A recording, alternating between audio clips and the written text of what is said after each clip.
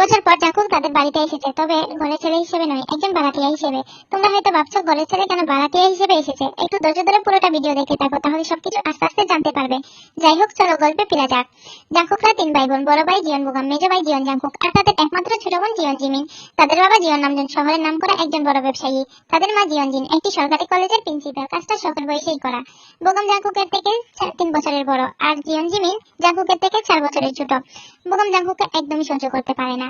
যেহেতু তাদের বাবা মা দুজনেই অনেক ব্যস্ত মানুষ, তাই তাদেরকে দেখাশোনা করার জন্য ঘরে সার্ভেন্ট ডেকে দেওয়া হয়েছে। সার্ভেন্টরাই তাদের দেখাশোনা করতো। 3 ভাই বোনের সময় অনেক ভালোভাবে কাটতে লাগলো, আর বোগাম নানাভাবে জাঙ্কুককে অবহেলা করতে থাকে। তবে জাঙ্কুকের ছোট মনে এই সবকিছু অনেক আঘাত আনে, অনেক খারাপ লাগতো জাঙ্কুকের মনে এই সবকিছু। যেহেতু জাঙ্কুক ছোট ছিল, তাই সে সবকিছুই মেনে নিত। যেহেতু জাঙ্কুক বোগামের চেয়ে অনেক ছোট ছিল, তাই সে বোগামের সবকিছু চুপচাপ সহ্য করে নিত। আর এই সহ্য করাটাকে বোগাম জাঙ্কুকের দুর্বলতা ভেবে নেয়। আর তাদের বাবা মায়ের কাছ থেকে জাঙ্কুককে নানাভাবে বকা খাওয়াতে শুরু করে। একদিন খেলার মাঝে জিমিন বোগামের কারণে অনেক ব্যথা পায়। তাদের বাবা মা আসার পরে দুষ্ট জাঙ্কুকের গাড়ি চাপায় বোগাম। যেহেতু জিমিনের আঘাতটা একটু বেশি ছিল, তাই তার বাবা মা জাঙ্কুকের উপর অনেক রেগে যায়।